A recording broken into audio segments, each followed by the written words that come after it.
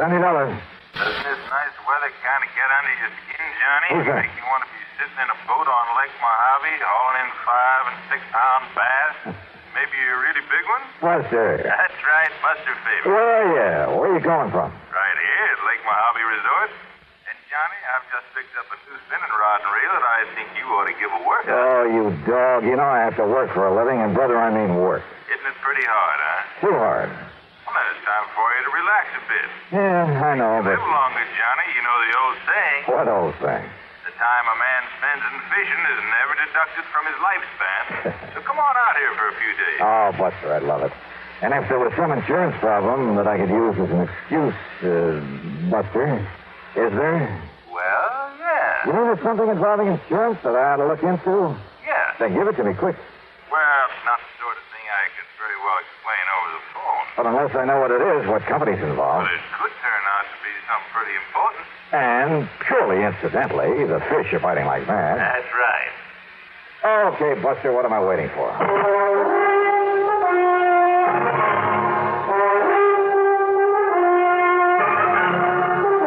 Bob Bailey in the exciting adventures of the man with the action-packed expense account. America's fabulous freelance insurance investigator. Yours truly, Johnny Dollar. And now, Act One of yours truly, Johnny Dollar.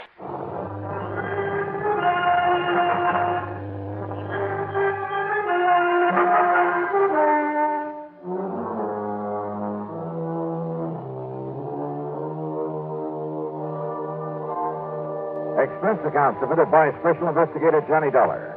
To the Greater Southwest Insurance Company, Los Angeles office, attention Mr. Royal J. Harkin. Following is an account of expenses incurred during my investigation of the Frantic Fisherman matter.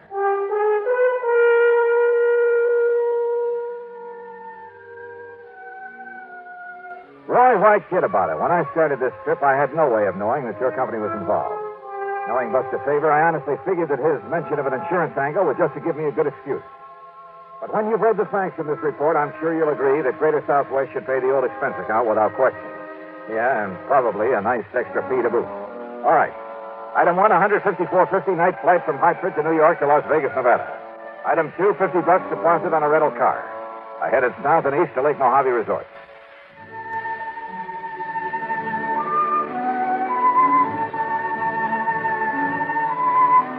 To me, this place is the answer to a fisherman's prayer. The lake itself is over 60 miles long, averages about a mile wide. The resort is at the lower end, complete with modern accommodations, cafe, dock. Well, just about everything you could ask for. Ham Pratt, the general manager, Buster Faber and his wife Marilyn are the salt of the earth. And because of it, the customers are a pretty fine lot without exception. Almost. I'm going to put you here number 18, Johnny. Good, Buster. I'll feel right at home. And here's a new spinning outfit I want you to try out. 7-foot Harnell. Uh-huh. That's right. And a Mitchell 350, loaded with 4-pound test. So, as soon as you can change your clothes, we'll hit the lake. Okay, now, this is all very nice, Buster, and I'll be changed in about 5 minutes. But... Good, I'll be waiting at the dock. But... until you tell me what the insurance angle is for my coming out here, or where I'm going to charge my expense account. The answer to that is out on the lake. Oh, sure. That was all just an excuse to get me out here to fish. Wrong? But as long as I'm here, I might as well... Wrong, did you say? That's what I said. Then start talking. Sure, out on the lake. Buster! I'll meet you at the dock.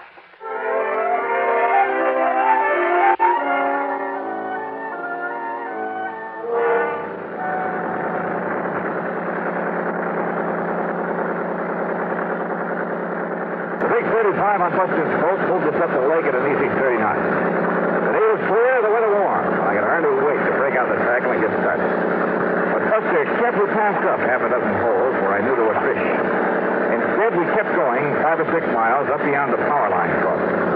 And then finally we nosed into a long, narrow, L-shaped cove. It extended back from the main body of the lake a couple of 100 yards with flat, rocky walls on either side.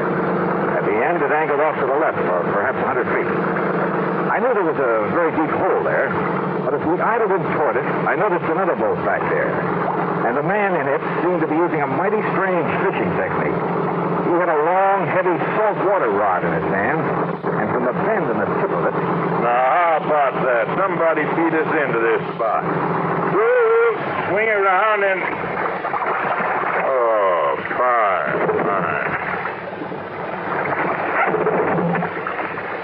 I guess that wire's jogged loose again.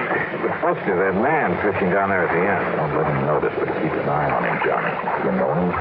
No, I can't say that I do. His name is Otis Hellman. Came over here from Los Angeles. Did you see the way he was beating up the water with that rig he's using? Yeah, I wondered about that rig. But he stopped the minute we were in sight. Could you see what he had on the end of his line? No, he let it drop down in his boat. We'll just have to wait until he gets back to the dock.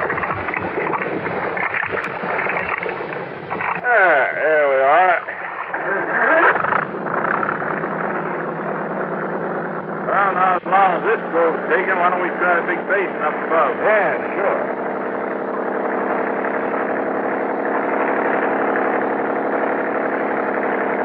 Now, what did you mean, Buster, about that man in the boat? Where'd you get a close look at that rig he's using? Wait a minute. Otis Hellman, did you say? That's right. In all the papers last week. When he got out of prison over in California. Yeah, sure. Yeah. Fishing, huh? At the end of that same cove, day after day. But if you ask me, that man isn't after fish.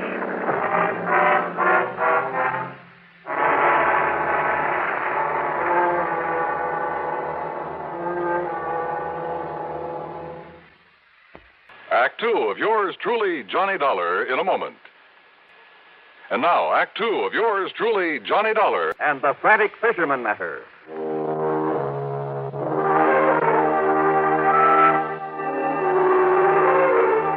Buster Faber and I went up to Sculpture Rock there on Lake Mojave. We caught fish, plenty of them. Nice big lunker bass. We also kept an eye open for the man who'd been so frantically working the little cove on the way up, using heavy salt water tackle in a rather peculiar way. At sundown, we saw him pull out and head back to Lake Mojave Resort. So we followed him and set our speed to arrive at the dock just ahead of us.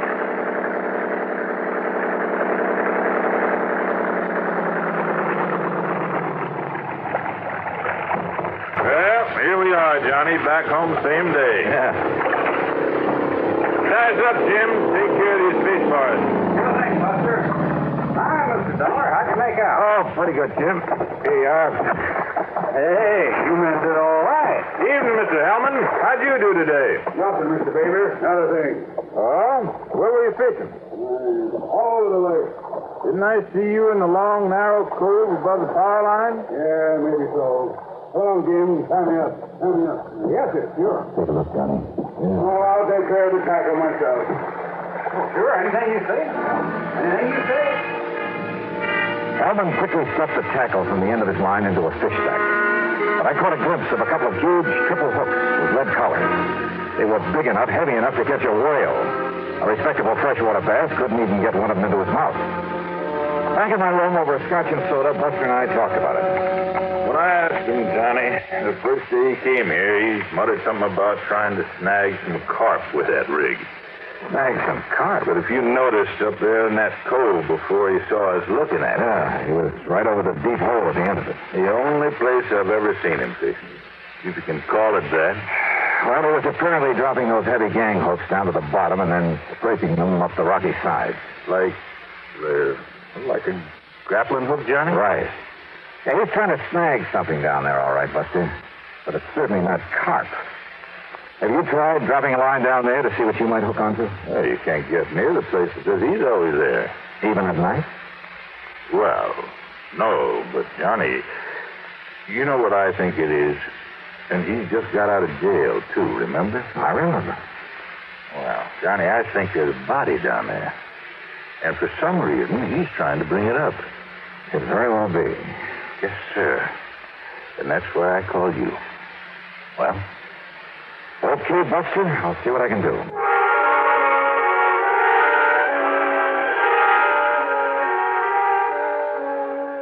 Buster had said that Hellman came here from Los Angeles. Well, there was a man in L.A. who was a veritable fount of information. Roy J. Harkins at Greater Southwest Insurance. It was evening now, so I put in a call to his home. That's item 385 cents, and he had plenty for me. Of course I know who Otis Hellman is, Johnny. when he and that partner of his walked out of McKinney Mining Supply with $60,000, and in cash, mind you. We had to make good on it. Is that why Hellman was sent to prison, Roy? Yeah. For complicity in that job, though, I believe his partner was the one who really did it. Who was the partner? Another old prospector named Oscar Kirkman. Kirkman. Is he still in jail? Oh, he disappeared, Johnny. Just before he was to go to trial. And the money? Not a penny of it was ever found. So if you have any ideas about how and where you might recover it... Sorry, Roy. But if you're interested in Kirkman's body, I might be able to find that for you. What? Or what's left of it. And yet, how can I be sure? I mean that it was a body that Hellman was trying to locate up there in that deep little cove. Well, there was only one way to find out, and I needed some special equipment for it. So early the next morning, I climbed into my rental car. Price Shelby Sporting Goods up in Las Vegas, Johnny. That's the closest place you know, huh? I'm afraid so. Okay, then, here I go. Ordinarily, there'd be dozens of folks around here who could loan it to you, but most of the people right now are either fishermen or water skiers. Hey, incidentally, did Hellman go out on his boat this morning? No, Johnny, and listen. Yeah? Maybe my imagination is working overtime, but listen. Yeah? Hellman had breakfast brewed early over in the cafe. Then he sat by the window where he could look over at your room. He must have drunk a dozen cups of coffee sitting there, but he didn't budge until you came out. Oh? When you did, when you went over for breakfast, he sort of casually walked down to the boathouse. Only it was a little too casual. And he just stood around down there, still keeping an eye on you. Well, I don't like it. Somebody must have told him who I am. Not one of the help, Johnny. I warned him not to before you arrived. Well, I don't think any of the guests know. Just the same, I think Hellman's suspicious of you. And Johnny? Oh, stop worrying about me. Just the same, Just Johnny. keep an eye on him. I'll see you when I get back from Las Vegas.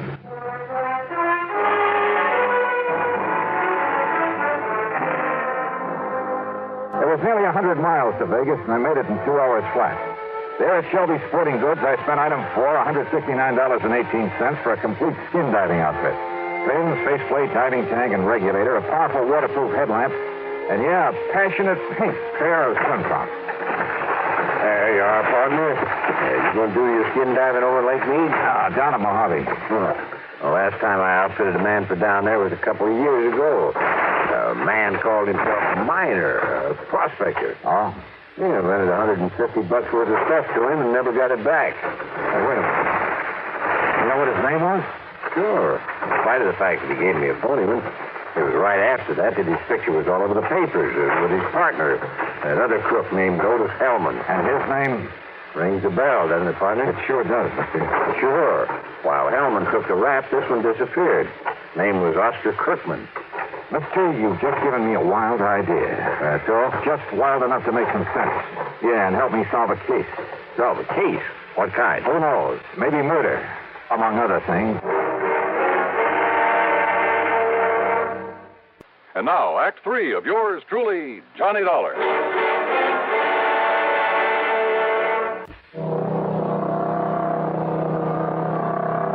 On the drive down to Lake Mojave Resort, I stopped in Boulder City at the office of the National Park Commission.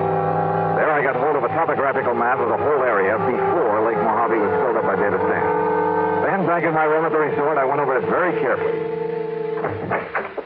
I only got a minute, Johnny, before I drive over to Bullhead City. But I saw you come rearing in a minute ago, and what do you got there? Hey, come here. Huh? Look, Buster. Take a look here on this map.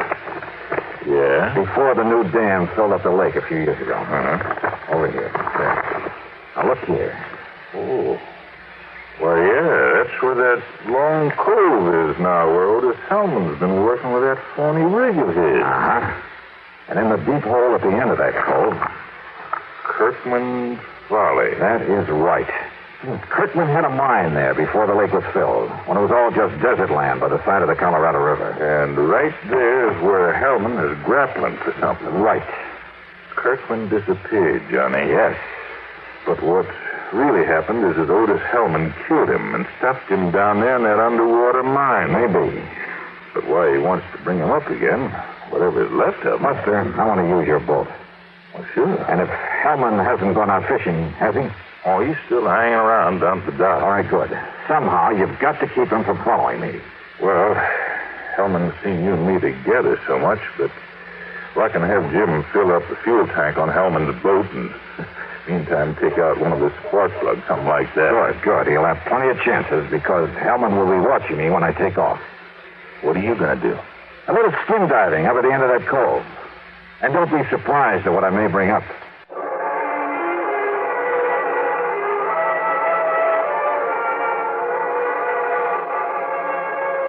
Hellman was still at the dock, and I thought he kept his eyes only on me as I piled the skin diving stuff into Buster's boat. Meantime, Jim went through the motions of fueling up his motor. Then I took off and with the throttle wide open, drove up the lake to the long L-shaped cove. At the end of it, where the deep hole was, I tied up to an overhanging rock, put on swim trunks, faceplate, slippers, and tank, and gently let myself over the side.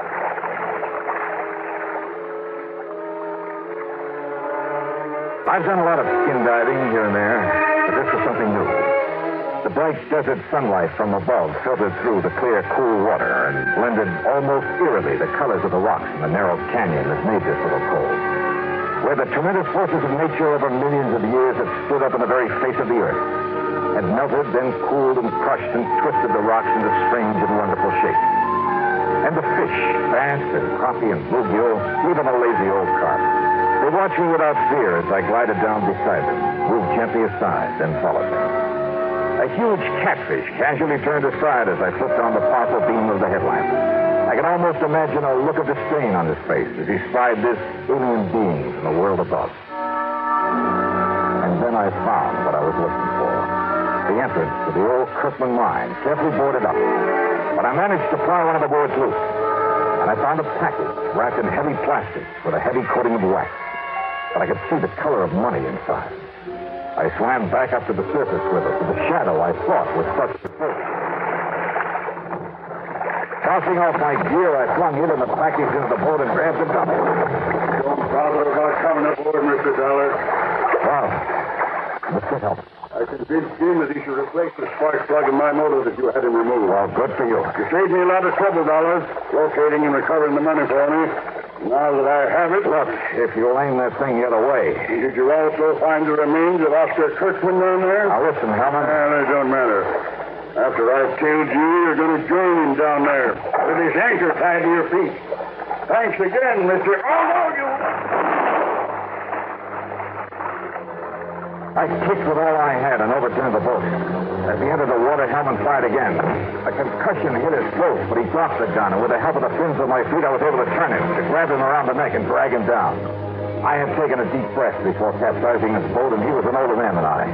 But it seemed like hours before he finally quit struggling, and with my lungs almost bursting, I carried him back up to the surface.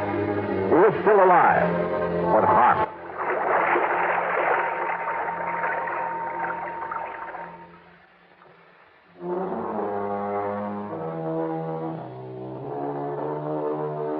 Buster, bless his heart, had been worried when he saw Hellman follow me up the lake. So he had borrowed a boat and was waiting for us there at the end of the cove. Notice Hellman? Well, that's up to the court. The money, of course, all $60,000 of it will go back to the company. Small expense account total, including all the incidentals I could think of, and a couple of days of good fishing. $650.85. Yours truly, Johnny Dollar.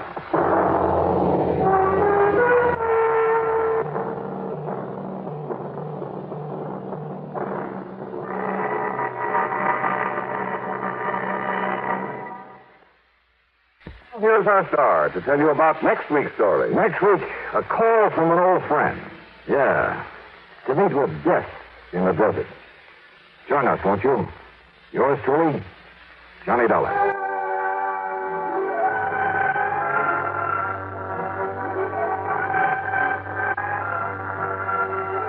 Yours truly, Johnny Dollar, starring Bob Bailey, originates in Hollywood and is written, produced, and directed by Jack Johnstone. Heard in our cast were Barney Phillips, Sam Edwards, Bartlett Robinson,